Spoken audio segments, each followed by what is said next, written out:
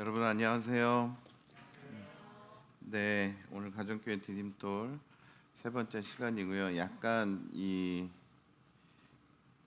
확진자 수가 줄어들고 있어서 그렇죠. 그래도 또 오늘 디딤돌 하시는 분들 또 예배 참여해 주신 분들이 좀 있고요. 너무나 반갑고 또 이 감사한 소식은 방송팀에 자원봉사자들이 지금 새로 합류하셔가지고 오늘부터 막 뭘 배우고 계세요. 박수 한번. 너무 감사합니다. 네, 그래서 찬양팀 팀장님이 뿔이 나셨어요. 네, 네, 찬양팀 열려 있습니다, 여러분. 네, 바로 말씀을 시작하도록 하겠습니다. 가정교회의 성경적 기초는 이 하나님 나라와 교회의 상관성이라고 보시면 됩니다. 이것은 첫 번째 시간에 하나님의 가족이고 그리스도의 몸이고 성령의 전이라는 말씀을 드렸습니다. 그렇죠? 네, 그 기억나실 줄로 믿고 또 설명 안 해도 되겠죠? 네. 이러한 교회에는 궁극적인 목적이 있습니다. 하나님의 가족인 사람들, 그리스도의 몸인 사람들, 성령의 전으로 살아가는 사람들이 왜 그렇게 살아가야 되느냐? 궁극적인 목적은 그것은 둘 다 예수님의 명령과 연관됩니다. 그 두 가지 목적에 대해서 한번 살펴볼 텐데요. 첫 번째는 요한복음 13장에 나오는 예수님께서 새로운 계명이라고까지 말씀해 주셨던 명령입니다. 여러분 강의 안에 보시면 그 명령은 상당히 심플한 명령이죠. 뭐라고 되어 있습니까? 서로 사랑하라. 그러면 서로 사랑하는 것이 왜 중요할까요? 교회인 사람들에게. 우리는 하나님 나라를 받아들이고 무엇을 결심한 사람들입니까? 예수 그리스도가 우리의 자기 중심성을 해결하셨구나. 더 이상 나 중심적으로 살지 않는 이 삶을 살아야겠다라고 결단했죠. 그리고 이 깨어진 세상 이 세대의 특징이 무엇입니까? 나 중심, 나를 위해서 사는 것이 이 세대의 특징이에요. 그렇죠? 그것과 반하는 삶을 살겠다고 결심한 우리이기 때문에 하나님의 가족으로 그리스도의 몸으로 성령의 전으로 사는 사람들은 당연히 이 세대와 반하는 방식, 사랑을 목적으로 사는 것이죠. 나만 사랑해도 시간과 돈이 부족한 세상이라고 계속 얘기하잖아요. 그렇죠? 근데 우리는 그렇게 살지 않겠어 했기 때문에 뭘 선택하는 거예요? 서로 사랑하는 것을 선택하는 것입니다. 그러면 누구를 사랑하는가에 대한 질문이 남는데 기독교는 내가 알지도 못하는 불특정 다수를 위해서 사랑하는 것이라고 가르치지 않습니다. 내 옆에 있는 이들, 내 생에 주어진 이들을 구체적으로 사랑하는 것이 우리가 해야 되는 사랑이라고 말씀드리는 거예요. 정말 10명 남짓한 사람들, 그렇죠? 그 사람들을 한 사람이 10사람을 사랑하면서 살아가면 세상은 변하게 돼 있어요. 기독교는 그 방식을 채택한 겁니다. 지금 우리가 오늘 기도할 때도 이야기한 것처럼 그 파키스탄에 가 있는 선교사님들 우리가 후원하고 그분들을 지지하는 이유는 뭐냐면 그분들은 이분들이 나를 넘어서는 사랑이 어디가 있는 거예요? 우리와 다른 인종이 가 있는 거예요. 우리와 피부색이 다른 사람한테까지 그 사랑이 가 있는 거예요. 그분들은 그 사람들이 내 생에 주어진 몇 사람인 거예요. 그분들이 그 나라에 가서 그 나라 모든 사람들을 위해서 일합니까? 아니에요. 거기서 주어진 몇 명을 위해서 일하잖아요. 그렇죠? 그것이 바로 예수님이 계명이라고까지 말씀해 주신 서로 사랑하여라 라는 삶의 방식입니다. 그런데 여러분들 가정교회 들어가서 이제 보시면 아실 것이고 가정교회 이미 속하신 분들은 더더욱 잘 아실 것인데 가정교회 들어가서 우리가 예수님의 가르침대로 서로 사랑하면서 살려고 하다 보면 부딪히는 난관이 있어요. 그게 뭐냐면 어쩔 수 없이 사람은 자기가 사랑을 받아본 만큼 사랑하는 그릇이 달라요. 다. 그렇죠? 이것을 부인할 수도 없고 부정할 수도 없습니다. 모른 척할 수도 없어요. 그러면 어떻게 할 거냐는 거예요. 어차피 내가 사랑받은 만큼밖에 사랑하지 못해. 그거를 뛰어넘을 수 없어. 아, 그러니까 이것이 저 사람의 한계구나. 아니요, 그러면 기독교가 아니죠. 우리가 추구하는 바는 뭐예요? 그것은 누구는 잘 받고 잘할 수도 있고 누구는 잘 받고 잘하지 못할 수도 있어요. 그것이 그 사람 책임입니까? 그렇지 않잖아요. 그것을 인정해 주는 거예요. 거기가 출발선입니다. 그것은 잘 받고 잘한 사람은 그 사람이 럭키한 거예요. 그 사람의 행운이에요. 그 사람 복이에요. 그렇죠? 그렇다고 해서 그것을 못 받고 자란 사람이 그 사람 책임이 아니라면 우리는 어떻게 살아가는 거예요? 성경을 보십시오. 다시 한번 내가 너희를 사랑한 것 같이 사랑하는 거예요. 원가족에게 사랑받은 만큼이 아니라 성경 뭐라고 돼 있어요? 내가 너희를 사랑한 것 같이. 그렇기 때문에 여러분들이 가정교회 안에서 실천하셔야 되는 사랑은 무엇이냐면 예수 그리스도의 사랑을 누리는 만큼 사랑하는 겁니다. 이 명령에, 이 계명에 여러분들이 순종하시려면 무엇에 집중하셔야 된다는 말씀입니까? 내가 얼마만큼 예수 그리스도의 사랑을 계속해서 확인하고 누리면서 살고 있는가, 여기에 집중하셔야지만 이 명령에, 이 계명에 순종하실 수 있는 거예요. 그리고 자기가 태생적으로 받아온 사랑은 거기에 플러스 알파가 되는 것이에요. 이것을 잘 기억해 주십시오.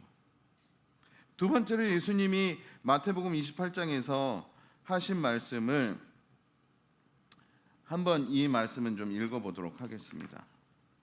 마태복음 28장 18절 20절 말씀 시작합니다. 예수께서 다가와서 그들에게 말씀하셨다. 나는 하늘과 땅의 모든 권세를 받았다. 그러므로 너희는 가서 모든 민족을 제자로 삼아서 아버지와 아들과 성령의 이름으로 세례를 주고 내가 너희에게 명령한 모든 것을 그들에게 가르쳐 지키게 하여라. 보아라, 내가 세상 끝날까지 항상 너희와 함께 있을 것이다. 아멘. 네, 제가 사복음서에서 너무너무 사랑하는 본문이죠. 물론 요한복음 끝에 가면 또 그것도 사랑한다고 저는 이야기할 것이지만 그 인물 탐구 시리즈 할 때 제가 말씀드렸던 것 같아요. 나들목 양평교회에서 마태는 이 문장을 정해놓고 있었다고 저는 생각합니다. 너무나 외롭게 살았던 마태는 내가 세상 끝날까지 항상 너희와 함께 있을 것이다. 내가 만난 예수 그리스도에 관한 책은 이 예수님이 하셨던 말씀 중에 이 워딩으로 끝낼 거야라고 처음부터 저는 그렇게 기획했다고 성경을 해석하는 사람입니다. 그 이야기는 뭐예요? 그 예수 그리스도의 사랑을 알고 발견하고 그런 사람들끼리 서로 주고받는 관계를 통해서 힘을 얻기 시작하면 이 사람들은 복음을 전할 수밖에 없어요. 전하게 되는 거예요. 왜? 그것이 나를 살게 하는 걸 발견하니까. 이것이 여러분 교회에서 여러분들을 어떤 무슨 꾼으로 그쵸 농사 짓는 다음에 뭐 추수하는 이런 꾼으로 내보내 갖고 사람들 모아라 이 얘기가 아닌 거잖아요. 우리는 이해되십니까? 우리가 그 사랑을 받아서 누리고 내가 그것에 너무너무 충분하기 때문에 그 사랑이 나를 넘어설 수 있게끔 용기를 낼 수 있게 해주기 때문에 그것을 전하는 거에서 이것이 진리라는 것에 동의하는 반증인 겁니다. 그런 사람들에 의해서 복음이 전파됩니다. 나 중심적으로 사는 세상에서 하나님을 중심으로 서로 사랑하며 사는 것이 더 나은 삶이라는 것에 초청하는 것이죠.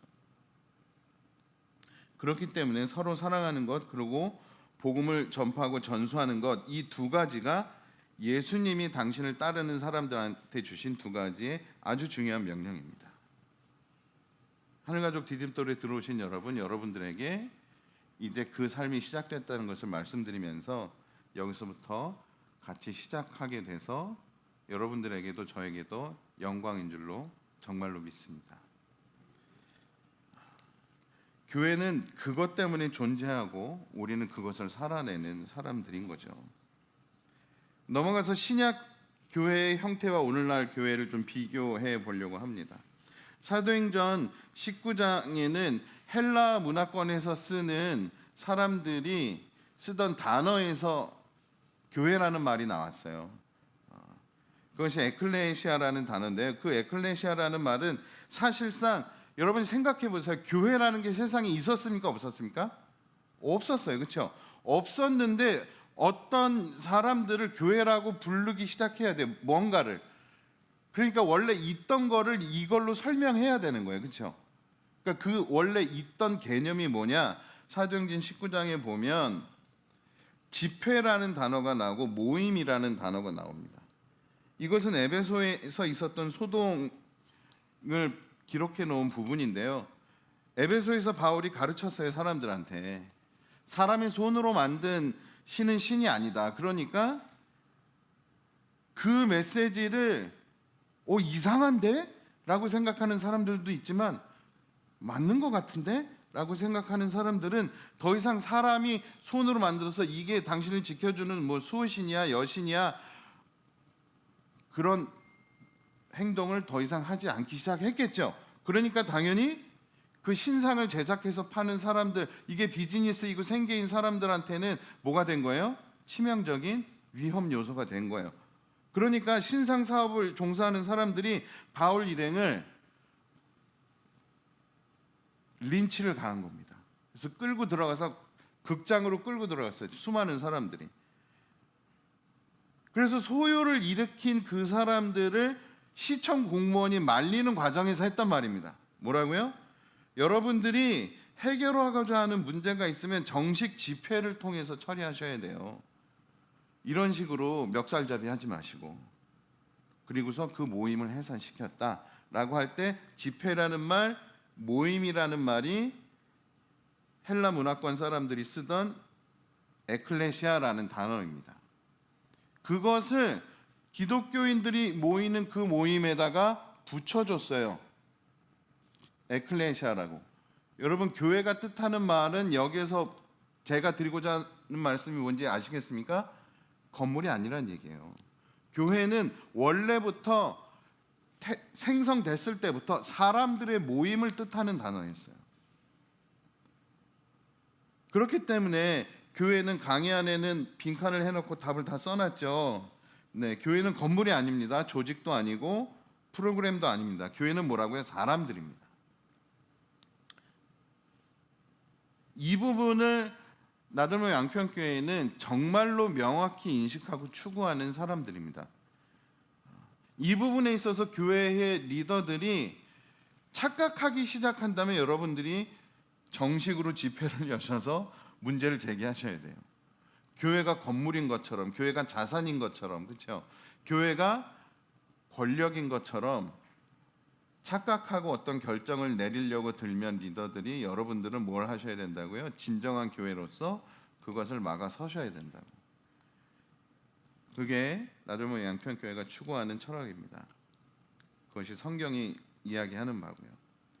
바울 서신서에 나타나는 교회는 결국에는 고린도전서와 로마서와 골로새서, 빌레몬서 이 모든 본문에서 이야기하고 있는 바는 뭡니까? 본문을 많이 넣어서 깜짝 놀라셨죠. 이거 다 설명할 줄 알고. 그렇지 않습니다. 다 똑같아요. 그렇죠? 패턴을 보시라는 거예요. 바울은 명확하게 바울의 머릿속에 교회는 어떤 사이즈의 어떤 그룹이에요? 한 집에서 모일 수 있는 정도의 사이즈의 사람들의 모임, 이걸 교회라고 바울은 인식하고 있어요. 고고학적으로 봐도 그 이상 모일 수 있는 구조물 자체가 이 시대에 별로 없었습니다. 별로 없었어요. 그래서 교회 역사를 통해서 봐도 예루살렘 교회는 그 중에서 제일 메가처치였던 것 같아요. 그리고 두란노 서원 정도, 스타디를 위해서 모이는 그 그룹 정도 외에는 신약 성경에 나오는 대부분의 교회는 다 가정교회였어요. 이것은 고고학적으로 입증된 겁니다. 가장 본질적인 교회의 형태가 무엇이라고요? 가정교회라는 말씀을 드리고 있는 거예요. 근데 이것이 앞에서부터 이 강의 앞에서부터 지금 제가 드리는 말씀이 뭐예요? 서로 뭐 해야 된다고요? 사랑하고 돌봐야 된다 그랬잖아요. 그렇죠? 그것이 가능한 사이즈가 교회라는 거예요. 실은 서로 그 사람의 속내를 알고, 그렇죠? 우리 오늘 진영 목사님 기도해 주실 때 명설령제 기도하면서 정말 진심으로 그 아픈 마음으로 그 가족들을 아끼는 마음으로 기도해 주시는 그런 그게 교회죠. 우리가 그것을 넘어서서 다른 것을 추구한다면 분명히 말씀드립니다. 교회가 아닌 다른 것을 추구하기 시작한 걸 수도 있어요. 이것을 다 같이 동의하고 가는 것이 가정교회입니다. 그러면 현대교회 형태들을 좀 살펴봐야 하는데요. 현대교회는 한 4가지 정도 교회론을 다루는 학자들이 분류를 해놓은 것을 보면 4가지 정도의 형태가 있다라고 이야기하고 있습니다. 첫 번째는 소그룹이 있는 교회입니다. 그냥 다 같이 드리는 예배만 있고 소그룹은 선택 사항에 따라서 모여도 되고 거기에 인볼브 안 해도 되는 식으로 운영되는 교회가 있어요. 옛날에는 대부분 또 그랬습니다. 그런데 요즘에는 목양이나 관리라는 말은 약간 폄하될 수가 있어서 목양을 위해서 그렇죠. 소그룹을 짜놓고 그 안에서 누가 잘 지내고 있는지 그렇죠. 그래서 성경 공부도 하고 예배도 드리고 이런 거 하잖아요, 그렇죠. 그런 교회 형태가 있을 수 있습니다. 세 번째 소그룹이 연대한 교회 스타일이 저희 나들목 양평교회가 또 나들목 교회 네트워크에 속한 교회들이 추구하는 교회인데요. 가정교회들이 다 독립된 하나의 교회라고 인식하고 그것을 추구하는 방식이에요. 자료화면을 보시면 이 교회 형태가 어떤 피자 모양으로도 볼 수 있고 이 떡광줄이 저희가 설명드릴 수 있는 가장 유사한 이미지라고 생각해서 준비한 그림입니다. 그러니까 소그룹으로 이루어진 교회는 이 어떤 형태의 교회예요? 다 똑같은 형태의 소그룹이라는 거예요. 그런데 나들목 양평교회가 추구하는 이 소그룹들이 연대한 교회는 뭐냐면 떡은 다 떡이에요. 그렇죠? 떡의 본질은 똑같아야 돼. 이게 달라지면 우리 곤란합니다. 예, 떡은 다 떡인데 다양한 떡들이 모여 있는 연합체가 나들목 양평교회고 저 안에 들어 있는 다양한 종류의 떡이 가정교회라는 설명을 드리는 거예요. 그런데 소그룹으로 이루어진 교회는 이렇게 잘라도 저렇게 잘라도 다 모양과 색깔이 거의 비슷하다는 거예요. 이것을 굳이 이미지로 설명하자면 이렇다는 이야기를 드리는 겁니다. 그렇기 때문에 나들목 양평교회가 추구하는 각 가정교회들은요 독립된 교회예요. 지금까지 다른 곳에서 신앙생활 하셨던 분들은 이 부분이 혼란스러우실 수 있습니다. 그래서 강조드리는 겁니다. 독립된 교회예요.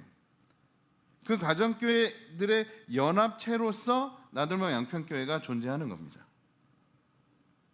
그렇기 때문에 여기에서는 같은 철학과 신학과 비전을 공유하지만 같은 형식을 가지고 가정교회를 진행하지만 그 내용에서는 개성이 드러날 수밖에 없어요.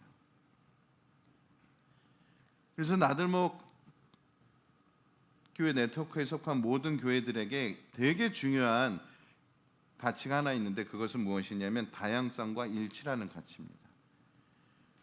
저희는 다양성을 가진 각각의 가정교회들이 일치를 위해서 모여있는 연합체로서 교회가 형성되어 있어요. 그런데 이것이 네트워크 시대가 되면서 훨씬 더 본질에 가까운 형태의 교회가 되어가고 있다는 말씀을 드립니다. 저희가 그것을 완성했다고 말씀드리는 게 아니고요. 되어가고 있어요. 저희가 추구하는 방식대로. 그 전에는 어쩔 수 없이 처음에 교회에서 모인 사람들을 나누어서 가정교회를 하고 그 가정교회가 이런 모양, 피자가 아니라 떡광주리 모양의 교회를 우리가 추구합니다를 설명하고 계속해서 가르쳐서 여기까지 온 거예요. 이제는 그렇게 해서 또 큰 떡광주리들이 생겼잖아요. 그렇죠? 그 안에 가정교회들이 생긴 거예요. 이제는 진짜로 나들목 교회가 처음에 추구했던 것에서 좀 더 본질에 가까운 시대가 된 거죠. 잘 오셨습니다. 훨씬 더 본질에 가까워진 시대에 여러분들이 합류하시게 된 거예요. 그리고 네 번째, 독립적인 가정교회가 있는데요. 이 각각의 가정교회들이 혼자 존재하는 겁니다.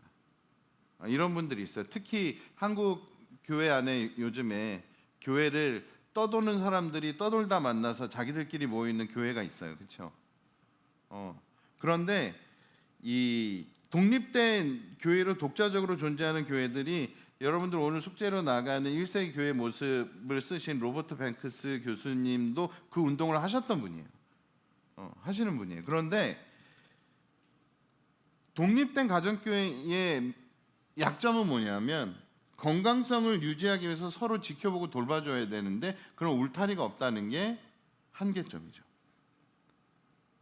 건강성을 잃어버릴 위험이 사실은 있습니다. 근데 그 건강성을 잘 지킨다고 하더라도 그 1세대 리더가 지나고 나서 계승하는 과정이 쉽지 않아요.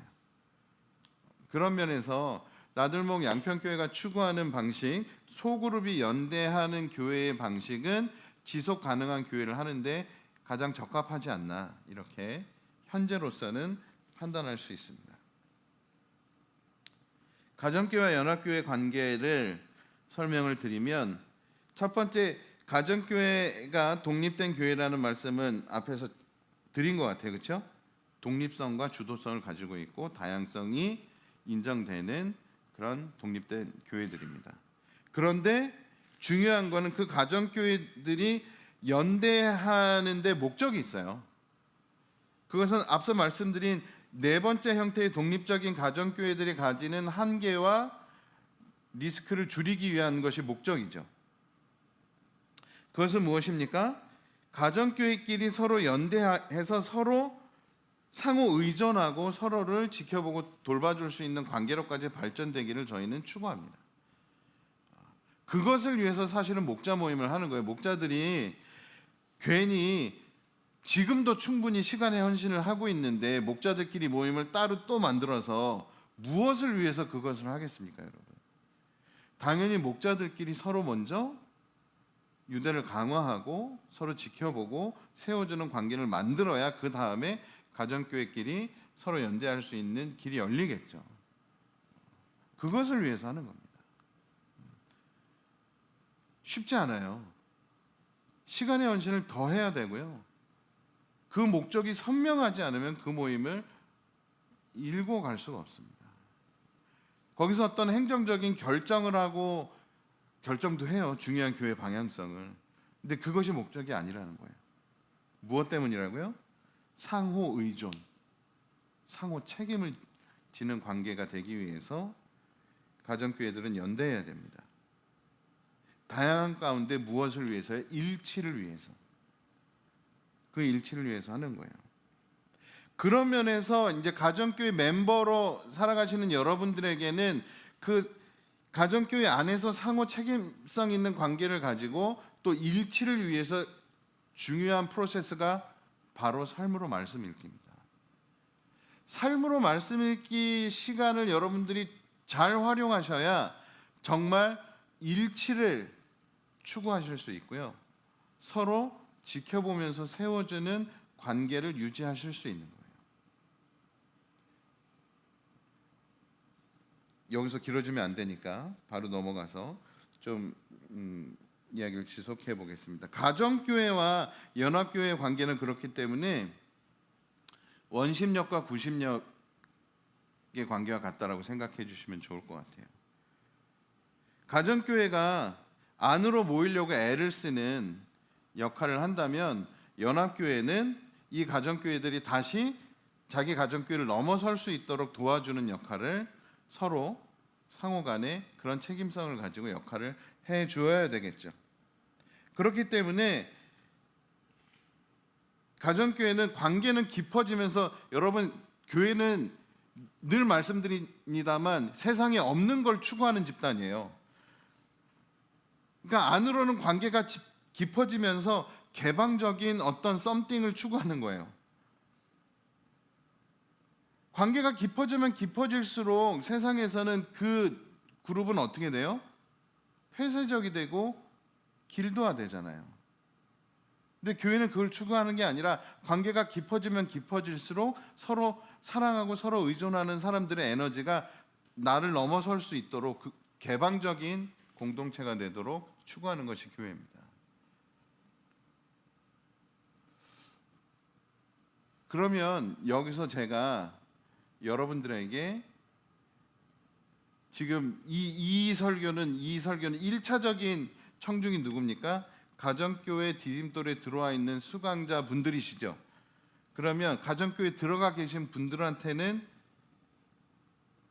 이건 되게 중요한 숙제가 되실 거예요.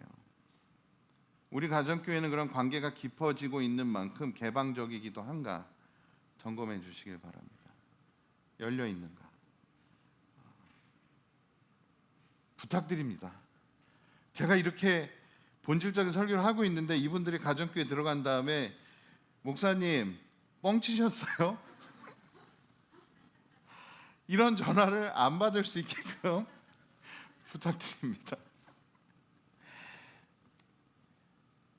요약을 해보죠. 교회는 뭐라고요? 복음을 전하고 서로 사랑하는 사명이 있습니다. 여러분들 이걸 간과하지 마세요. 예수님 명령하신 거예요. 자기를 목숨을 내어주신 분이 한 가지를 명령했는데, 한 가지를 요청했는데 그게 뭐라고요? 너희들 서로 좀 사랑해라. 이게 기독교죠. 그리고 가정교회는 신약 교회의 가장 본질적인 형태라는 말씀을 드립니다.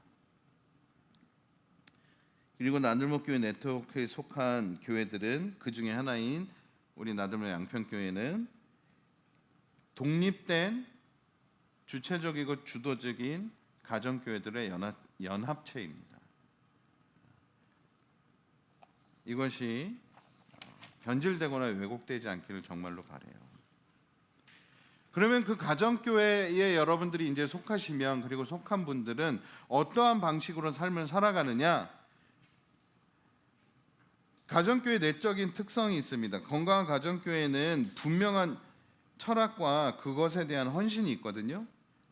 저희들이 추구하는 바를 좀 이 명문화해 놨는데요. 같이 한번 읽어주시겠습니까? 가정교회는이라고 시작되는 그 다운표 안에 있는 문장입니다. 시작합니다.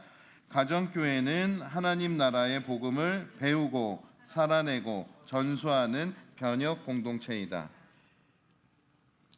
이 부분을 여러분들이 얼만큼 이해하시고 이 가치에 얼만큼 헌신하시느냐가 지난주에 말씀드렸던 그리스도인의 성장의 단계에 어디만큼 가 계시느냐를 결정하는 겁니다.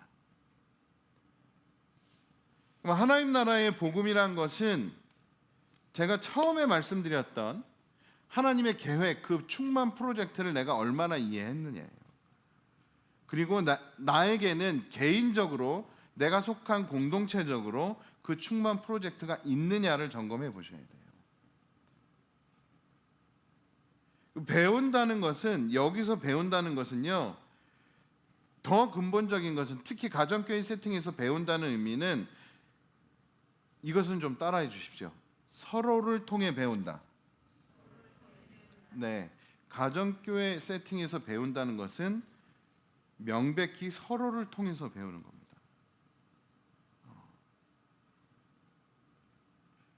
그 서로를 통해서 배우는 것은 뒤에 가서 조금 더 말씀을 드릴게요. 그러니까 한 사람이 가르치는 것도 아니고, 제가 이 설교한 내용을 가지고 여러분들이 그것만 가지고 이야기하는 것도 아니고, 그 다음에 뭐라고요? 그것을 가지고 A라는 사람이 어떻게 열심히 살아내고 있는가, 거기에서 도전을 받고 배우시는 거예요. 그게 가정교회 실체입니다. 살아낸다는 것은 우리가 아는 것과 교회인 우리가 다르지 않도록 뭐 하는 거예요? 지지하고 격려하는 사람들인 거예요. 살아낸다는 의미는 정말 그 사람이 그렇게 살아갈 수 있도록 가정교회는 그것을 지지하고 격려해 주는 사람들의 모임이에요. 왜? 세상은 계속해서 뭐라 그래요?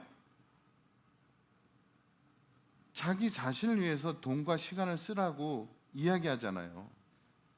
그게 너무나 나이스하고 너무나 행복한 일이라고 해주잖아요. 그렇죠? 그리고 당신은 충분히 그럴 만한 가치가 있다고 나를 막 지지해 주잖아요. 그렇죠? 그런데 가정교회는 하나님 나라를 받아들인 사람들은 그게 아니라는 것을 발견하고 다른 코스를 선택했는데, 우리의 시간의 대부분을 이 세상 속에서 살아가다 보니까 그 메시지들이, 수없이 많은 메시지들이 나에게 들려오죠. 그러니까 어떻게 돼요? 혼란스러워요. 그럴 때 뭐라고 말해주는 사람들, 아니야, 네가 선택한 게 맞아, 그렇게 사는 게 정상이야, 그게 진짜 뉴 노멀이야 라고 말해주는 사람들, 그게 살아내는 사람들이에요. 그게 없으면 사실 우리는 해낼 수가 없습니다. 왜? 밖에 나가면 뭐 같아요? 순화시켜서 말할게, 바보 같잖아요. 왜 그렇게 사냐고 하잖아요. 그럴 때 뭐라고 말해주는 사람들이 사실은 더 많아야 돼요. 괜찮다고, 그게 맞다고, 그거 바보 아니라고, 잘하는 거라고 말해주는 사람들이 있어야 살아갈 수 있는 거죠. 우리는 그 사이에서 살아갑니다. 그렇게 살아내는 사람들은 그것이 진리임을 내가 믿는다는 표징으로 복음을 전수하게 돼 있어요. 정말로 내가 그걸 믿기 때문에 전수하는 거예요. 그런데 우리한테 되게 이 체득이 안 돼 있는 삶의 방식이에요. 좋은 것을 나누는 것이 우리한테 체득돼 있습니까? 내가 열심히 공부한 거 나만 알아야 되는 문화에서 자라지 않으셨나요? 내가 알고 있는 좋은 종목에 대한 정보, 그 소스를 알려주지 않아야 내가 더 누릴 수 있는 거잖아요. 그렇죠? 그런 얘기들 하잖아요. 너까지 알고 있으면 전 국민이 다 알고 있는 거라고. 그 좋은 정보 아니에요. 우리는 그것에 길들여져서 살아왔기 때문에, 그래서 그런가요? 그래서 복음을 안 전하나? 이게 진짜 좋은데 나만 알고 있어야겠다. 저는 항상 그게 딜레마예요. 그래서 그런가? 근데 우린 여기서 뭐가 빠져 있어서 그래? 정말 사랑하는 사람에게라도, 그렇죠? 내 인생의 소중한 사람에게는 그냥 너만 알고 있어라고 하는 방식으로라도 복음을 전수해야 되지 않을까? 그렇죠? 다시 생각해 보면 뭐예요? 내가 정말 그것을 진리라고 알고 있으면 이건 전할 수밖에 없다는 거죠. 그게 전수한다는 겁니다. 두 번째, 가정교회 내적인 특성의 두 번째는요, 가정교회는 진정한 교제가 있어요. 여기서 진정한 교제란 진정성이 있는 교제입니다. 네, 진정성이 있는 교제. 이것은 가식적인 교제가 무엇인지 아는 사람들은 그냥 탁 와닿는 말이라고 생각됩니다. 그런데 여러분, 사도행전 2장 42절 한번 봐주시겠어요? 이것은 읽어야 됩니다. 그들은, 시작합니다. 그들은 사도들의 가르침에 몰두하며 서로 사귀는 일과 빵을 떼는 일과 기도에 힘썼다. 성경에서 말하는 이 코이노니아라고 하는 것은 서로를 사귀는 것인데 진정성 있는 교제예요. 이것이 가정교회의 기본적인 폼의 세팅이라고 보시면 돼요. 그리고 나서 뭐예요? 빵을 떼는 일, 같이 식사하는 일, 그 다음에 기도하는 일. 그렇죠? 여기에는 그냥 개인적인 기도뿐만이 아니라 여러분들 이해하시리라 믿습니다. 소망하는 예배를 드리는 사람들의 기도예요. 그렇죠? 그런데 여기에 이 말씀의 시작을 보세요. 이 사람들이 그냥 사귀고 그냥 빵을 떼고 그냥 기도에 힘쓴 게 아니라 뭐 하면서 하는 거예요? 사도들의 가르침에 몰두하면서, 하나님 나라 복음에 몰두하면서, 예수 그리스도가 누구이신지 몰두하면서 사귀는 거예요. 그 세팅 위에서 사귀는 거예요. 그 발판 위에서 빵을 떼는 거예요. 그 디딤돌 위에서 기도에 힘쓰는 거예요. 이것을 놓치시면 가정교회는 변질될 수밖에 없습니다. 이것을 해내셔야 돼요. 여러분들이 특히 이제 처음에 가신 분들은 이게 이제 안전한 공동체라고 확신이 확 들면 막 자기 얘기를 쏟아내기 바빠요. 왜? 내가 이걸 원했거든. 내가 막 얘기해도 사람들이 다 받아주고 인정해주고 지지해주고 이런 공동체를 원했거든. 그게 나쁜 거 아니에요, 그렇죠? 우리가 그게 필요했잖아.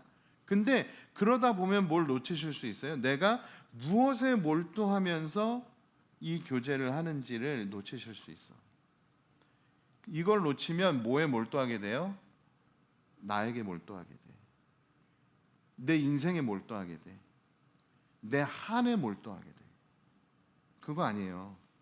가정교회는 하나님 나라 복음에 몰두하면서 진정한 교제를 나누고 거기서 끝나지 않고 그것이 어디로까지 가요? 함께 기도하고 거기에서도 끝나지 않고 어디로까지 가요? 누군가를 돌보고 사역하는 데까지 가는 거예요. 개인의 충만 프로젝트가 그 10명 남짓한 그룹의 충만 프로젝트로 확대되는 거 거기까지 가셔야 돼요. 그게 가정교회의 역할입니다. 여러분들이 들어가셔서 밟으셔야 되는 프로세스예요. 이것을 위해서는 일정한 시간을 같이 보내셔야 돼요. 이 시간의 헌신이 없이 이것이 가능할 것이다? 절대로 안 돼요. 특히 가정교회 들어가시는 분들은 그 가정교회에서 현재 다 같이 약속해서 지키고 있는 그 시간을 지켜서 참여해 주시는 것에 최우선순위를 두고 일단 참여해 주셔야 됩니다. 그것에 대한 헌신이 없이 진정한 교제 있을 수 없어요. 잠깐만 재밌는 얘기를 드리면 정말 일정한 시간을 들이면 우리는 전혀 모르는 사람과도 인사를 하면서 지낼 수 있는 정도는 돼요. 혹시 일정한 시간에 버스나 지하철을 타고 출퇴근하시는 분들, 늘 나랑 같은 버스, 같은 칸에 지하철 타는 사람 얼굴 알죠? 딴 데서 만나면 나도 모르게 인사해 본 적이 있죠? 저도 그랬거든요. 근데 상대방도 어머 그리고 인사를 해요. 실제로 저는 지하철 2호선에서 한 분과 그렇게 인사를 나누고, 근데 제가 또 직업상 누구를 못 알아보면 안 되는 직업이잖아요. 그래서 이제 괜히 이제 아는 척을 하면서, 그런데 이제 얘기를 꺼냈는데 서로 아는 사람인데 어디서 봤더라, 이제 신도림역에서 봤구나. 이제 서로 죄송합니다. 그 정도의 시간만 투자해도 서로 아는 사람 같아요. 그 얘기는 뭐냐면 그 이상의 시간을 투자하셔야 된다는 겁니다. 그리고 철저하게 그 시간을 지켜야 돼. 그래야지 진정한 교제가 가능해요. 우리가 교회에서, 특히 가정교회에서 진정한 교제를 하는데 그것을, 그 대가를 지불 안 하고 사람들이 내 마음을 알아줬으면 좋겠다, 날 위해서 기도했으면 좋겠다, 내 인생을 이해했으면 좋겠다, 말도 안 되는 소리죠. 그럼 보십시다. 그러한 건강한 가정교회는요, 그렇게 대가를 지불하는 사람들의 모임인 건강한 가정교회는 결국엔 뭘 해요? 교제가 목적이 아니라 복음으로 사람을 양육합니다. 그래서 그 사람이 전하는 자나 듣는 자나 그리스도를 닮아가는 양육의 과정에 참여하게 돼요. 바울이 표현한 골로새서 1장 28절 말씀 여러분 강의 보시면서 중요한 특징을 한번 찾아보시겠어요? 이 본문에서 가장 중요한 특징은 바울이 이 일을 하는 주체를 복수로 쓰고 있다는 겁니다. 우리는 그리스도를 전한다고, 우리는 모든 사람을 세우기 위해서 권한다고. 이 이야기는 무엇입니까? 바울은 혼자 일하지 않았고 누군가를 가르치는 일은, 누군가를 양육하는 일을 공동체적으로 해내야지만 실은 승산이 있다는 것이죠. 그렇기 때문에 여러분, 바울의 동역자들처럼 서로가 서로를 온전한 사람으로 세우기 위해서 책임성 있는 관계로 살아가 주십시오. 그것이 가정교회 들어가서 여러분들이 앞으로 해주셔야 될 역할입니다. 결국에 여기까지 가셔야 돼요. 어디까지요? 자꾸 거기에 머무르지 마세요. 그게 되게 어떤 사람은 오래 걸리기도 해요. 내 얘기를 속 시원히 하고 그걸 들어주는 사람이 있고, 그것으로 인해서 내가 이 카타르시스를 느끼는 그것이 많은 시간이 필요한 분들이 있기도 해요. 그런데 가정교회 존재 목적은 거기서 끝나는 게 아니라 어디까지 가셔야 된다고요? 결국엔 그런 내가 누군가를 돌보고 누군가를 성장시키는 일에 동참하는 일까지 가셔야 된다고요. 그것이 나의 곧 성장이라고요. 그러니까 살펴보셔야 돼요. 그걸 목표로 삼으셔야 돼요. 그래서 삶으로 말씀 읽기를 하실 때 가정교회 들어가시면 여러분들이 강의 안에 설교자들이 이렇게 마지막에 해놓은 삶으로 말씀 읽기라는 그 문장을 어떻게 여기실지 모르지만 설교자들은 그것 때문에 하루를 더 쓰기도 합니다. 정말이에요. 설교 준비 여기까지만 했으면 좋겠는데 거기 단어 몇 개를 짧은 문장 안에 이분들이 정말로 실제로 살아낼 수 있도록 도움을 드리기 위한 질문을 어떻게 하면 잘 만들 수 있을까라고 그 문장 한 문장 세팅하기 위해서 설교 준비를 하루를 더 하기도 해요.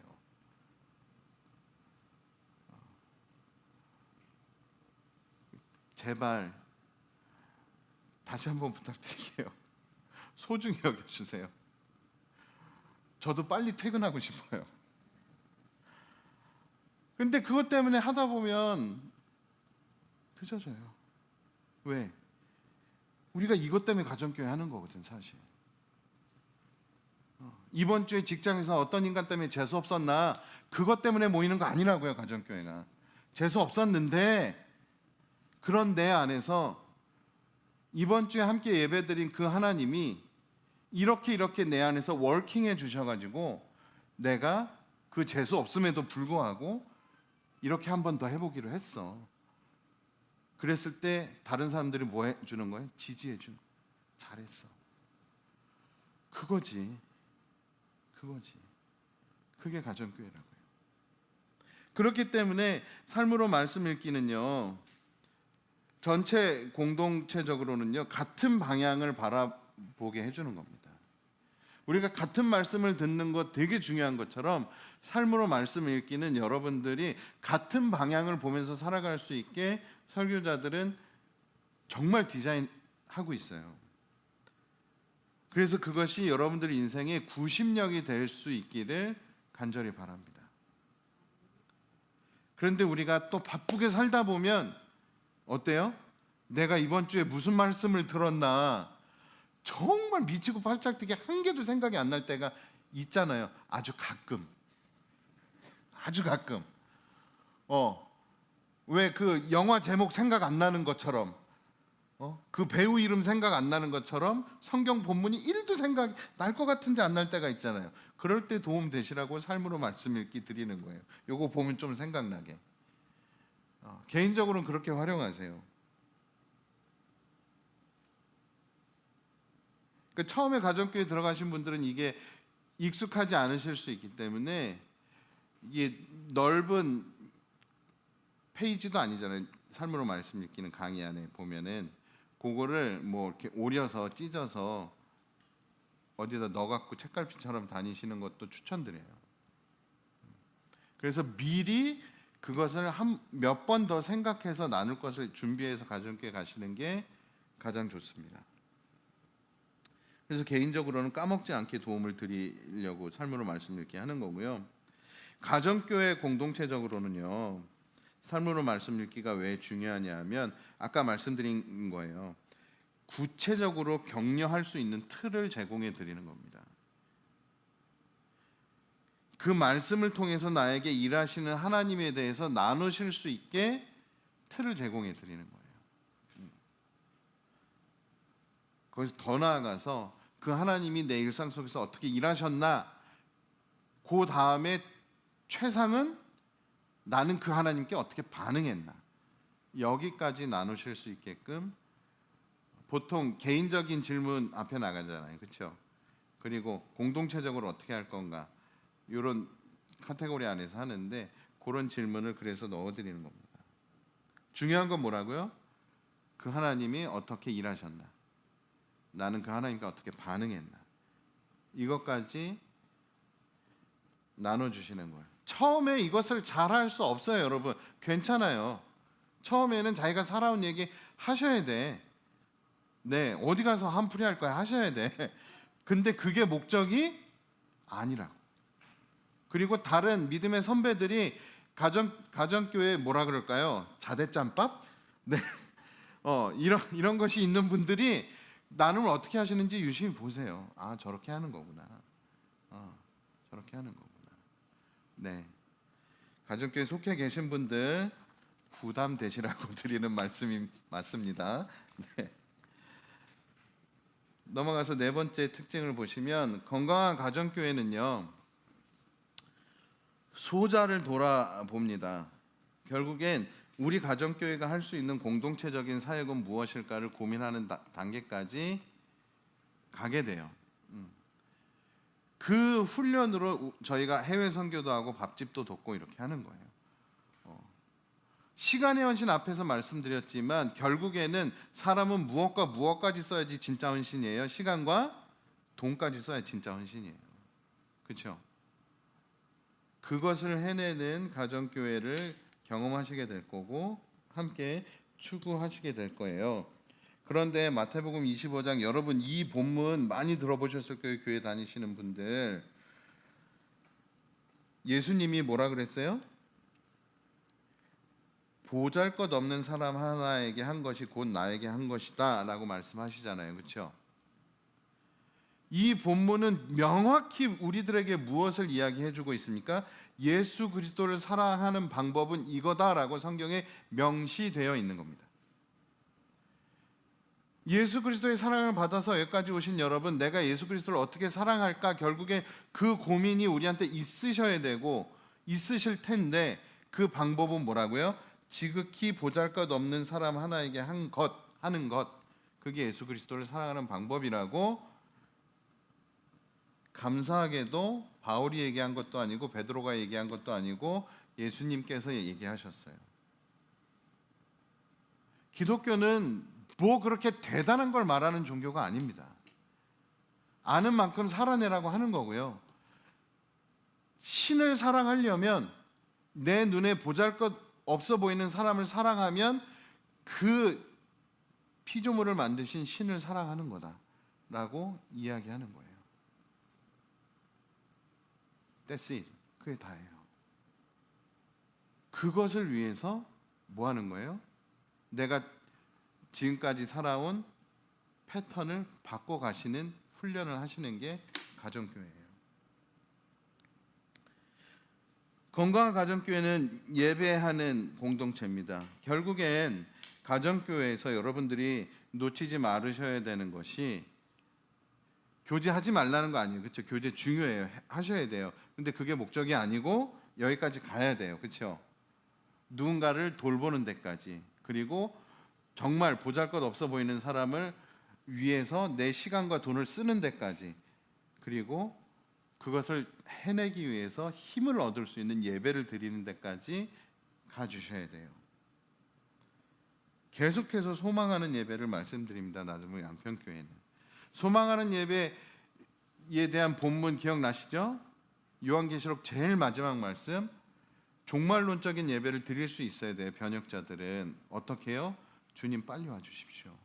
그 마음으로 살고 그 마음으로 예배해야 돼요. 그리고 그 욕심쟁이였던 요한이, 그 욕쟁이였던 요한이 성경의 맨 마지막에, 지금 한 말이 잘 생소하신 분들은 네, 예수 탐구 생활 요한복음 편을 꼭 들어주시길 바랍니다. 네, 좋아요도 눌러주시고. 네. 맨 마지막에 뭐라 그랬어요? 이 모든 은혜가 여러분들에게 있기를 바랍니다. 요한이 그렇게 말했잖아요, 그렇죠? 그러니까 우리가 소망하는 예배를 드리는 예배 공동체라는 것은 뭐냐면 예수 그리스도께서 그 나라를 완성하실 날이 하루라도 빨리 왔으면 좋겠다라는 마음으로 살고 예배하는 거고요. 그 은혜가 나를 넘어서서 우리 가정교회를 넘어서서 모든 사람에게 있었으면 좋겠다라고 소망하는 것이에요. 그렇게 예배를 드리는 사람들은 빌립보서에 의하면 그것이 다른 말로 어떻게 표현되어 있어요? 의의 열매로 가득 차서 하나님께 영광과 찬양을 드린다고 되어 있어요. 그런 소망하는 예배는 다른 말로 표현하면 뭐라고요? 의의 열매로 가득 찬 예배예요. 의의 열매라는 것은요, 선순환의 열매라고 기억해 주십시오. 뭐라고요? 의의 열매는 뭐라고요? 선순환의 열매. 무엇의 선순환일까요? 예배하고 우리 가정교회에서 아까 했던 거 몰두하면서 뭐예요? 교제하고 식사하고 거기서 안 끝나고 어디로 가요? 기도하고 누군가를 양육하고 소자를 돌아보고 그렇죠? 복음을 전수하고 그것이 어떻게 돼요? 선순환돼요. 그것이 선순환되는 것이 의의 열매라고 기억해 주십시오. 우리가 드리는 열매는요, 어딘가에서 끝나면 안 돼요. 결국에는 내가 키운 사람들이, 내가 돌본 사람들이 다시 하나님 나라를 받아들이고 그 사람이 또 누군가에게 복음을 전해서 그 사람을 통해서 또 그 복음을 받아들인 사람들이 와서 처음엔 한풀이 하지만 뭐예요? 성장하고 또 누군가를 돌보고 또 소자를 케어하고 또 복음을 전하는 이 선순환이 되는 이런 사람들의 예배가 뭐예요? 의의 열매로 가득 찬 예배입니다. 우리는 이것을 추구해요. 여러분들, 제가 디딤돌에 들어오신 여러분들에게 계속 반복해서 표현 드립니다. 추구한다고. 그것을 추구하지 그것을 지금 다 완벽하게 해내고 있다고 말씀드리지 않아요. 그렇기 때문에 여러분들이 가정교회에 들어가셔서 해주셔야 되는 역할은 뭐냐면 그 추구에 힘을 보태주시는 게 여러분들의 역할입니다. 목사님은 이렇게 얘기했는데 왜 이래? 제 잘못이에요. 그렇죠? 그렇게 반응한다면 제 잘못이에요. 제가 여러분들에게 잘못 말한 거예요. 그래서 분명히 말씀드리는 거예요. 추구하고 있다고. 그 이야기는 뒤에 가서 좀 더 하도록 하겠습니다. 가정교회 내적인 구성을 보시면 영적 성장의 단계 보여드렸던 것처럼 영적인 부모와 청년과 아이와 찾는 이로 구성이 되어 있습니다. 그래서 여러분들이 처음에 들어가시면 하늘 가족으로서 이거는 시간차가 있으실 수 있어요. 분명히 사람마다 영적 아이의 기간이 짧으면 좋겠어요. 그러나 시간차는 있을 수가 있는데 영적인 청년이 되셔서 여러분들이 풍산기를 이수하시고 언가디에 들어오시고 언약가족이 되시면 그 다음부터는 가정교회 안에서 목자님들과 짐을 같이 나눠져 주시는 역할까지 하시게 될 겁니다. 때론 예배를 인도하고 말씀을 요약하는 역할이나 선교 담당자 역할이나 회계 역할을 해주실 수 있어요. 이거는 가정교회의 이 특성상 여러 가지로 베리에이션이 있을 텐데요. 이런 것들을 언약가족들이 좀 나눠서 분담해서 해주시면 훨씬 더 좋습니다. 좋은 리더란 강의 안에 여러분들 강의 안에도 있죠. 그 글귀가 네, 그 부분 같이 한번 읽겠습니다. 시작합니다. 좋은 리더란 완전한 사람이 아니라 성장해 가고 있는 사람이며 사랑하는 일과 복음 전수라는 가정교회의 철학과 목적에 헌신한 사람입니다. 제가 디딤돌에 들어가시는 여러분들에게 한 가지 개런티 해드릴 수 있는 건 바로 이 부분이에요. 나들모 양평교회 목자님들은 이 사랑하는 일과 복음 전수라는 가정교회의 철학과 목적에 헌신하신 분들이 맞습니다. 그거는 의심 안 하셔도 돼요. 그런데 여러분의 정말로 이 성향상 취향에 따라서 좋은 리더인지 아닌지 호불호가 갈릴 수는 있겠죠. 그건 어디 가나 그렇잖아요. 그런데 저희가 추구하는 좋은 리더란 뭐예요? 완전한 사람이 아니라는 말씀을 드려요. 저조차도 그렇잖아요. 성장해 가고 있는 사람이에요. 무엇에 헌신해서요? 사람을 사랑하는 일과 하나님 나라 복음을 전수하는 일에 헌신해서요. 그래서 여러분들에게 부탁드리는 것은 가정교회 들어가시는 목자님들을 먼저 존중하고 따라 주십시오. 가정교회가 단순히 나들모 양편교회가 소그룹으로 나눠놓고 그 소그룹의 리더 정도 되는 사람이 아니란 것을 이제는 아실 거예요. 그렇죠? 그 가정교회가 뭐라고요? 하나의 독립된 교회라고요. 그 교회를 책임지시는 분들이에요. 그분들이 교회인 여러분들을 책임지시는 분들이에요. 그렇기 때문에 그분들을 좋은 리더로 여기고 존중하고 따라 주십시오. 여러분들의 견해랑 다를 수 있어요. 이건 예언입니다. 여러분들의 견해와 다를 수 있어요. 그런데 저희 공동체 안에서 검증되신 분들이에요. 그리고 그것은 시간과 물질의 헌신을 이미 여러분들보다 훨씬 많이 하고 계신 분들이에요. 존중해야죠.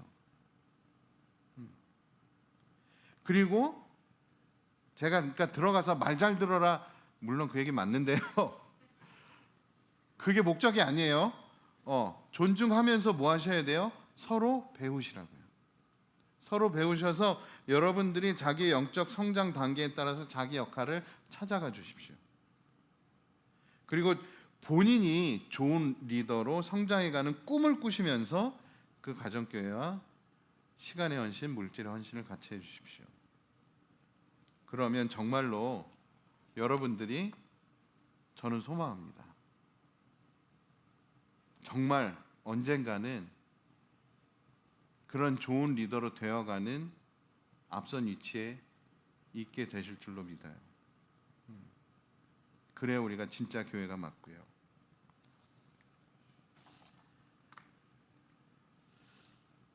가정교회 들어가시면 이제 가정교회가 대충 어떻게 진행되는지 요약을 해놨는데요. 짜임새가 있다라는 이 적인데, 이것은 저희가 가정교회를 처음에 디자인할 때 그러니까 예상해서 이 정도는 시간을 써야 돼라고 해놓은 미니멈입니다. 들어가 보시면 알아요. 지금은 요새는 줌으로 하니까 이게 좀 짧아졌죠, 그렇죠? 그렇지만 원래는 지겹도록 길게 해요. 근데 그게 실은 지겨운 게 아니라는 걸 알게 되실 거예요. 그게 없으면 살 수가 없거든요. 그래서 처음에 식사 교제하고 가족 소식을 나누는, 근데 보통 이것이 식사 교제할 때 잘 이루어지셔야 돼요. 지금 코로나 상황이 끝난 것을 전제하고 말씀드리는 겁니다. 네. 이게 여러분 생각해 보세요. 식사와 교제를 하면서 한 주간에 어떻게 살았는지 이 뉴스들을 서로 나누게 되려면 뭐가 전제돼야지 이게 가능할까요? 밥 먹을 때 제 시간에 와야지 이게 가능한 거예요. 제 시간에 안 오면 그 사람 때문에 너 어떻게 지냈어를 또다시 해야 돼. 이거 가정교회의 되게 중요한 세팅입니다. 목자들이 그거 신경 쓰기 시작하면 진짜 해야 될 거를 못 해요. 왜? 또 어쩔 수 없잖아. 그 사람을 아끼고 사랑하는데 배려도 해야 되고 돌봐야 되고. 근데 여러분들이 그거를 지켜주시면 정말 더 양질의 가정교회가 될 수 있어요. 그래서 식사와 교제, 가족 소식이 같이 들어가실 수 있게 그걸 엄수해 주십시오. 그러면 찬양과 기도가 깊어질 수 있습니다. 그러면 삶으로 말씀 읽기가 훨씬 더 시간을 많이 할애할 수 있어요. 그래서 공동체를 그런 식으로 같이 꾸려가 주시면 되고요. 또 다른 가정교회 위해서도, 또 광고에 나오는 교회 여러 가지 소식들 위해서도 같이 기도해 주시고 그렇게 시간을 보내주시면 됩니다. 그럼 이제 마지막으로 가고 있는데, 그런 가정교회는 사랑의 훈련장으로서의 공동체입니다. 가정교회는 뭐라고 해요, 여러분? 사랑의 훈련장이에요. 골로새서 3장은 모든 믿는 자들에게 예언서와 같은 본문입니다. 이런 일이 일어날 수밖에 없어요. 한번 보겠습니다. 처음부터. 그러면 골로새 교회의 구성을 보니까 거기에는 매우 다양한 사람들이 골로새 교회에 있었다는 것을 알게 됩니다. 그렇죠? 그리스인, 유대인, 할례 받은 사람, 할례 받지 않은 사람, 다른 종족의 사람들, 그렇죠? 신분이 다른 사람들. 그런데 그러한 것으로 사람들을 부르지 않았다고 이야기해요. 그렇죠? 그렇게 구분하지 않았어요. 그러면서 오히려 뭐라고 말합니까? 오직 그리스도만이 모든 것이며 모든 것 안에 계십니다. 그 다양함을 예수 그리스도가 다 품으시는 분이기 때문에 우리는 그것이 나와 다른 사람들임에도 불구하고 다르다고 여기거나 다르게 치부하지 않는 거죠. 이것을 저희는 추구합니다. 그 다양성을 경축하는 데까지 가는 거예요. 그 사람의 독특함을, 모든 것을 품으시는 그리스도를 닮아가는 우리로서 그 독특함을 경축하는 데까지 가는 거예요. 그것이 쉽다고 말씀드리는 것이 아닙니다. 그 다양성을 경축하는 데까지 가야 돼. 하늘 가족부터 목자까지 그 모든 다양성을 경축하는 데까지 우리를 예수 그리스도께서 성장하도록 이끌어 가실 거예요, 여러분. 우린 그걸 믿습니다. 그리스도에게까지 다다라야 합니다. 그 얘기가 그 얘기예요. 근데 그 다양성을 경축하게 되기까지, 어떤 사람의 그 독특성을 참 아름답다고 여기기까지 시간이 걸리고 대가가 지불돼야 되고 혼란스러운 시간이 함께 보내져야 됩니다. 여러분, 가정교회는 그거를 하겠다고 모인 사람들이에요. 그거를 하겠다고 모인 사람들이에요. 기억해 주십시오. 그것을 우리가 그렇게 할 수 있는 이유는 누구 때문이라고요? 예수 그리스도께서 그 다양함을 품으시는, 모든 것이며 모든 것 안에 계시는 그 사람의 독특성 안에도 계시는 분이시기 때문이에요. 우리가 그 하나됨을 지켜야 하는, 그렇게 살겠다고 결심하는 우리는, 여러분들 자꾸만 생각하셔야 돼요. 12절에 우리를 뭐라고 표현해 주고 있습니까? 택하심을 받은 자, 사랑을 받은 자, 거룩한 자. 그거를 자꾸 리뉴얼 하셔야 돼요. 내가 이것 때문에 택하심을 받았지, 내가 예수 그리스도의 사랑을 받았지, 그래서 내가 거룩한 사람이 되었지. 그러니까 저 독특성도, 주님이 아끼시는 저 독특성도 나도 아껴줘야지. 이렇게 계속 리뉴얼 하셔야 됩니다. 그렇게 한 몸이 된 사람들을 우리가 기억할 때 그것을 지킬 수 있고 그것을 감사할 수 있게 돼요. 15절에 뭐라고 되어 있습니까? 15절만 한번 읽겠습니다. 골로새서 3장 15절 같이 읽겠습니다. 시작합니다. 그리스도의 평화가 여러분의 마음을 지배하게 하십시오. 이 평화를 누리도록 여러분은 부르심을 받아 한 몸이 되었습니다. 또 여러분은 감사하는 사람이 되십시오. 그렇죠? 그리스도의 평화가 우리들의 마음을 지배할 수 있게 하는 방법은 내가 이 세팅에 지속적인 감사를 할 때만 가능합니다. 내 마음의 평화를 유지하는 거, 평정심을 유지하는 거, 내 인성으로 안 된다는 거 우리들의 나이만큼 검증됐잖아요. 그렇죠? 내 나이만큼 검증된 거예요. 이거 안 된다. 근데 이것을 가능하게 하려면 뭐라고요? 성경 뭐라고 말해주고 있어요? 부르심을 받아 한 몸이 된 것을 정말로 감사할 때 그 마음의 평화를 유지할 수 있다는 거예요. 부르심을 리뉴얼 하셔야 돼. 그렇기 때문에 한 몸이 된 거 리뉴얼 하셔야 돼. 그것에 대해서 여러분들 안에서 감사가 샘솟을 수 있어야 돼. 그것이 가능하려면 아까 맨 처음에 얘기를 드리면 뭐예요? 내가 예수 그리스도의 사랑을 계속 누리고 계셔야 돼. 그래서 예배하셔야 되고, 그래서 큐티 하셔야 되고, 그렇죠? 그런 거예요. 용납과 사랑의 중요성, 이 본문이 왜 예언서인지 여기에 이제 말씀드립니다. 13절에 뭐라 그래요? 누가 누구에게 불평할 일이 있더라도, 그 얘기는 무슨 뜻입니까? 있을 겁니다. 그런 얘기죠. 있을 거예요. 누가 누구에게 불평할 일이 있을 거예요. 이것은 예언입니다. 그런데 그것에 대한 해결책은 뭐예요? 용납하여 주고 서로 용서하여 주십시오.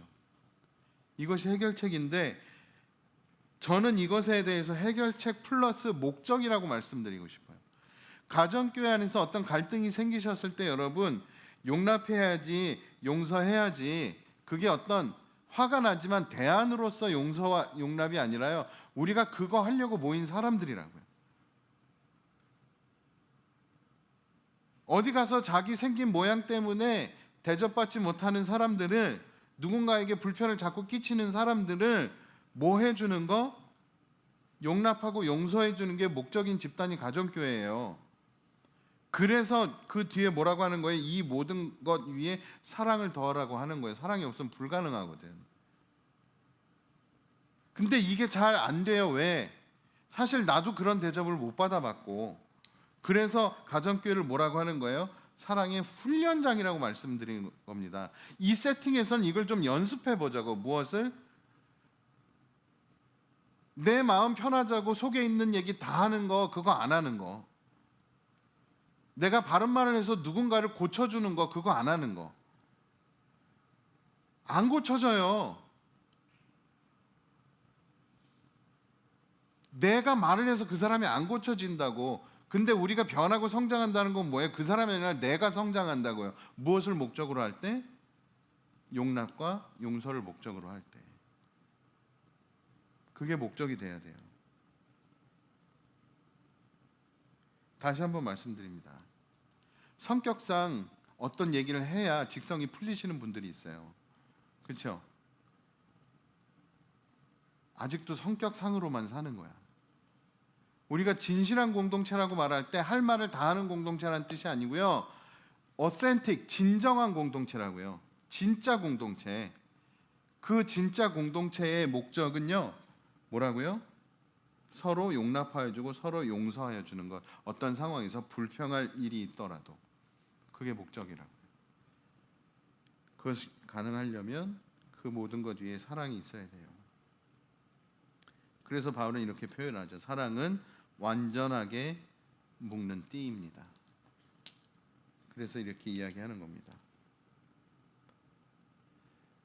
이것을 실천할 수 있는 구체적인 모습이 가정교회 안에서는 여러분 경청이에요. 용서하고 용납하는 것의 시작은 경청이에요. 정말 저 사람이 정말로 하고 싶은 얘기가 뭔지를 잘 들으면 그 다음에 용서와 용납까지 갈 수 있거든요. 그런데 사실 우리가 마음이 상하면 그 사람이 하는 말을 어떻게 해요? 듣고 싶지도 않잖아. 그러니까 가정교회 세팅에서는 이걸 훈련하시라고요. 무엇을요? 경청을. 경청을 훈련하셔야 돼요. 이 경청이 잘 되려면 필요한 게 뭐라고 되어 있는 거예요? 동정심, 친절함, 겸손함, 온유함, 오래 참음. 경청을 하려면 오래 참아야 돼요. 그런데 목자님들은 다른 지체들이 너무 오래 참지 않도록 끊어주셔야 됩니다. 그리고 목자님들이 다른 지체들도 사랑하기 위해서 끊고 들어오시는 것에 대해서 여러분들은 상처받았다고 하시면 절대로 안 됩니다. 아시겠죠? 우리는 경청할 거예요. 여러분들의 이야기를 경청할 겁니다. 그러나 그 오래 참음의 정도는 다 다르기 때문에 지금까지 그 그룹을 이끌어왔던 목자님이 이 정도면 됐습니다라고 어떤 말로 슬쩍 이렇게 화제를 전환하실 때 여러분들은 오늘은 여기까지구나 to be continue 하고 다음 주에 또 하시면 돼요. 가정교회 한두 번 하고 끝날 거 아니잖아요. 그 왜냐하면 그게 길어져서 깊어질 때가 있는데 길어져서 받아들 때가 있어요. 그거는 서로 참아줘야 돼. 그 역할을 목자님들이 하실 거예요. 그럴 때 존중해 주셔야 됩니다. 가정교회 본질로 넘어갈게요. 가정교회 본질은요, 교제의 본질이군요. 교제의 본질은요, 교제의 진정한 의미, 베드로전서 4장 로마서 14장 이어서 함께 읽겠습니다. 이어서 본문을 시작합니다. 각 사람은 은사를 받은 대로 하나님의 여러 가지 은혜를 맡은 선한 관리인으로서 서로 봉사하십시오. 그러므로 우리는 서로 화평을 도모하는 일과 서로 덕을 세우는 일에 힘을 씁시다. 자, 가정교회에서 교제의 진정한 의미는 이 두 본문을 근거로 볼 때 서로 섬기는 것이라고 말씀드립니다. 교제의 본질은 서로 섬기는 거, 서로 봉사하고 서로 덕을 세우는 데 있어요. 그러니까 처음에 내가 이번 주에 얼마나 우울한 일이 있었는지, 내 인생이 얼마나 한심스러운지 그거는 해야 돼요. 근데 초기 단계예요. 거기서 머무르지 마시고 여러분들의 교제는 어디까지 가야 돼요? 서로 섬기고 봉사하는 데까지 가야 돼. 이 사람이 그 우울함을 뛰어넘어서 내 안에서 워킹하시는 하나님에게 리액션할 수 있도록 도와주시는 데까지 가야 돼요. 교제가. 골로새서 3장에 보면 하나님을 아는 참 지식에 이르게 된다라고 우리 교제의 본질을 이야기해 줍니다. 그래서 그 세 사람을 입으라고 이야기해요. 자기를 창조하신 분의 형상을 따라 끊임없이 새로워질 수 있다라고 이야기하고 있습니다. 성경은 뭐라고요? 우리를 창조하신 분을 따라서 우리는 끊임없이 새로워질 수 있다라고 성경은 이야기해 줘요. 그렇기 때문에 우리가 서로 교제하는 목적은 함께 그리스도를 닮아가는 것이 목적입니다. 여러분, 성경에 이게 명시되어 있습니다. 나를 창조하신 분의 형상을 따라 끊임없이 새로워지는 인생이 가능하다고. 그것을 서로 격려하는 사람들이 그 길을, 그리스도를 닮아가는 그 길을 포기하지 않도록 지지해 주는 사람들이 가정교회입니다. 진정한 교제는 서로 세워주는 것입니다. 그래서 그러한 가정교회는 끝으로 세 가지의 일치라는 개념을 저희들이 찾아냈어요. 가정교회는 우리가 이 세 가지의 일치를 이룬다면 건강성이 유지되고 있구나라고 할 수 있겠다. 제대로 하고 있구나라고 할 수 있겠다. 그 세 가지의 일치는 결국 우리가 다다르고자 하는 최종 목적지가 그리스도를 닮는 것이다라는 것에 대한 동의가 있어야 됩니다. 여러분, 이것을 떠나서 가정교회를, 이것을 간과하고 가정교회에 들어가시면 자꾸 다른 걸 요구해요.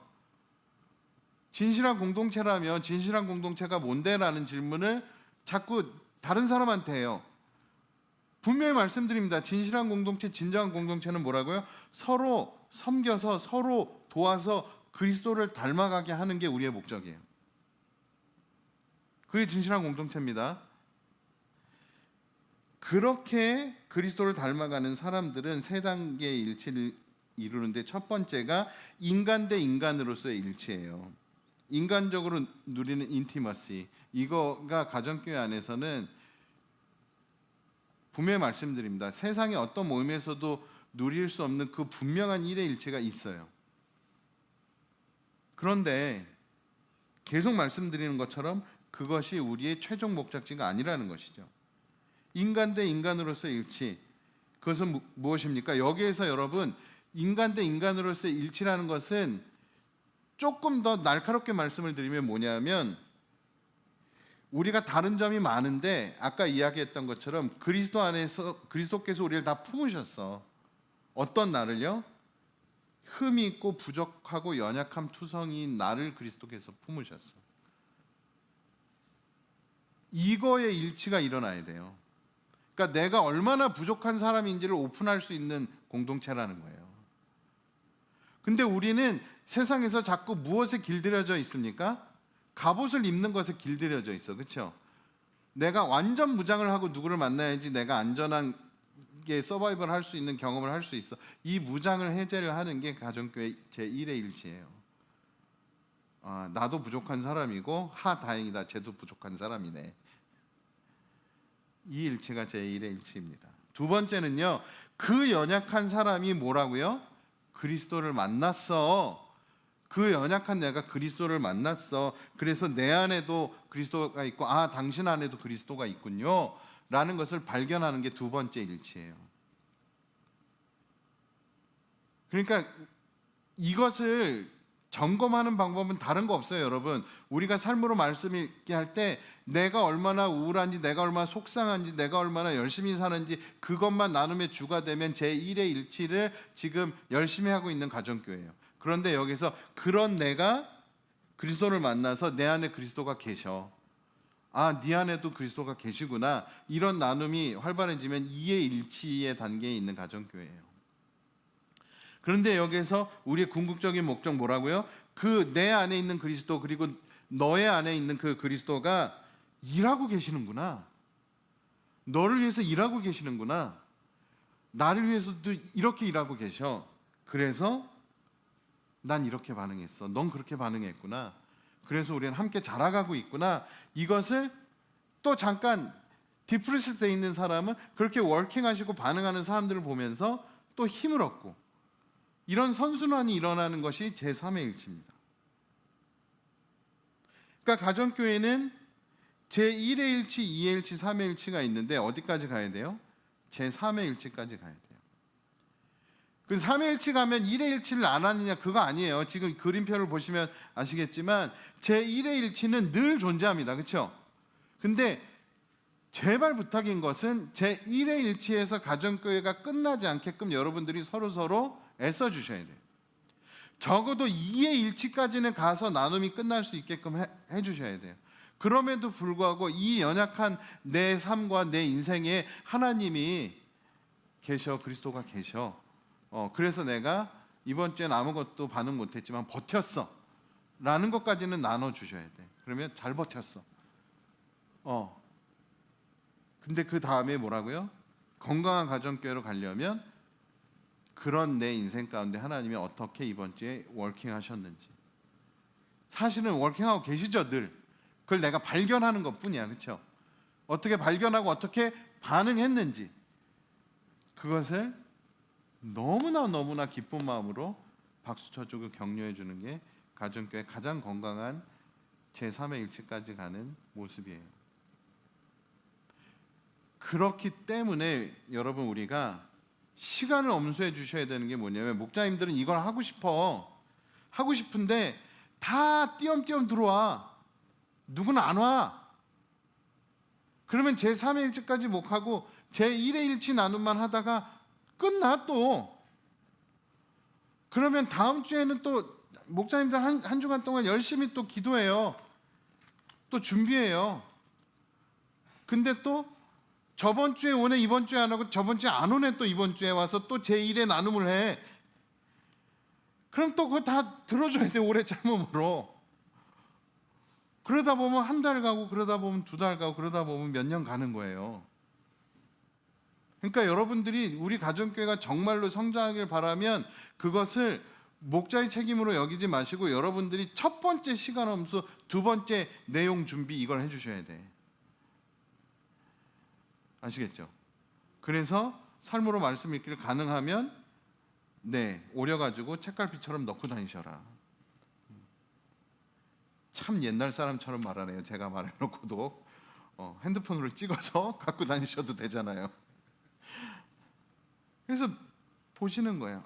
이런 말씀이 있었는데 이번 주에 그 하나님이 내 안에서 어떻게 워킹하셨나 찾아보자. 나 어떻게 반응할 건가 해보자. 이번 주에 가정교회 가서는 그럼 이것만 얘기해야겠다. 늘 있어왔잖아. 짜증나는 일은 내 인생에. 그렇죠? 근데 간간히 하나님이 일하시는 거 발견하는 거 되게 보석같이, 그렇죠? 정말 가물에 콩나듯이 그런 거 있는데 요거 얘기 안 하고 늘 있는 거 얘기하다 끝내실 거예요. 여러분들 인생과 여러분들 가정교회를. 아니잖아요. 어쩌다 발견한 거, 예기치 못한 기쁨, 그런 거 나눠주셔야지. 그러면 그 예기치 못한 기쁨이 없이 일주일을 보낸 사람들이 힘을 얻고 오아시스 같은 걸 만나는 거예요. 그것을 통해서 우리는 또 한 주간 더 살아가는 힘을 얻는 거죠. 가정교회의 1, 2, 3의 일치를 기억하고 실천해 주십시오. 말씀 요약하고 마무리합니다. 이번 챕터에서 말씀드린 건 무엇입니까? 가정교회는 하나님 나라 복음을 어떻게 해요? 배우고 살아내고 전수하는 변혁 공동체입니다. 가정교회 가족과 목자는요, 완전하지 않지만 진정성 있게 주님을 닮아가는 사람들이에요. 그게 여러분들입니다. 나들모 양평교회 가정교회는요, 사랑의 훈련장이고요. 이것을 위해서, 그 훈련을 위해서 제1회, 제2회, 제3의 일치를 추구하고 경험하고 함께 지어갑니다. 디딤돌 수강생들은 이 마음을 오늘 잘 기억해 주시고 또 명시된 과제도 책 받으실 수 있을 거예요. 참여해 주시고 가정교회 속해 계신 분들은 그러면 우리 가정교회를 새로운 사람도 들어온다는데 어떻게 리뉴얼을 해볼까라고 나눠주시는 이번 한 주간 되셨으면 좋겠습니다.